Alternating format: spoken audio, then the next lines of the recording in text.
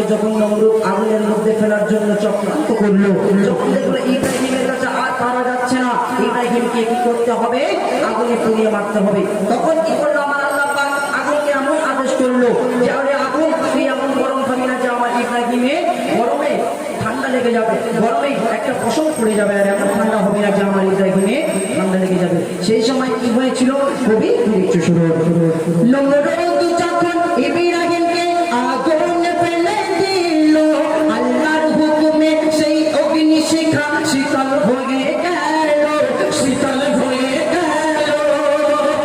একটি অপশম পড়ল বসে খোদার খলিলুল্লাহ, ফুলের বাগান হলো আগুন পেয়ে খোদার আদাল, পেয়ে খোদার আদাল। শুকরিয়া যে জন, শুকরিয়া যে জন করবে দেখে খোদার খাজানা, ওটার এপারে আর পরপারে চিন্তা থাকবে না, ওটার এপারে আর পরপারে চিন্তা থাকবে না, ওটার এপারে আর পরপারে চিন্তা থাকবে না।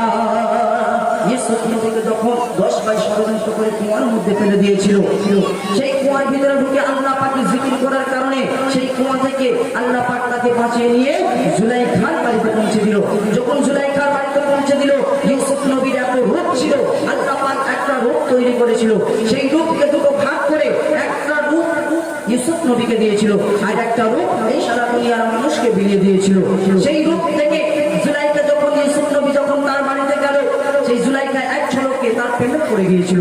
তারপরে প্রেম করতে করতে তার শেষ বয়স পর্যন্ত চুল পেকে গেল, তার মুখের চামড়া টুকরে গেল, তারপরে আল্লাহ পাক তাদের প্রেম কবুল করেছিল। সেই জন্যে কবি ইউসুফ নবীকে ভাইরা যখন কুয়ায় ফেলে দিল, আল্লাহর হুকুমে আল্লাহর করুণায় কুয়া থেকে ইউসুফ বেঁচে গেল, ইউসুফ বেঁচে গেল।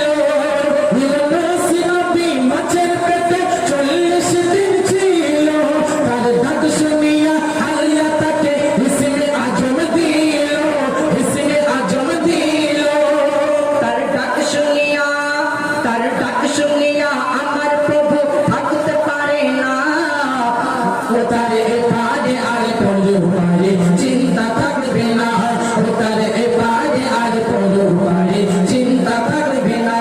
আমার আল্লাহ তাআলা করবে যাবার উপর করুণা, আমার আল্লাহ তাআলা করবে যাবার উপর করুণা, ওটার এপারে আর পরপারে চিন্তা থাকবে না, ওটার এপারে আর পরপারে চিন্তা থাকবে না। শেষ কথা ছিল, এই দুনিয়ার মধ্যে আমরা যতদিন বেঁচে থাকবো নামাজের মধ্যে তাসবিহের মধ্যে থাকবো, কেননা শেষ জামানায় অনেক কঠিন দিন। শেষ কথায় কবি শোনাবো।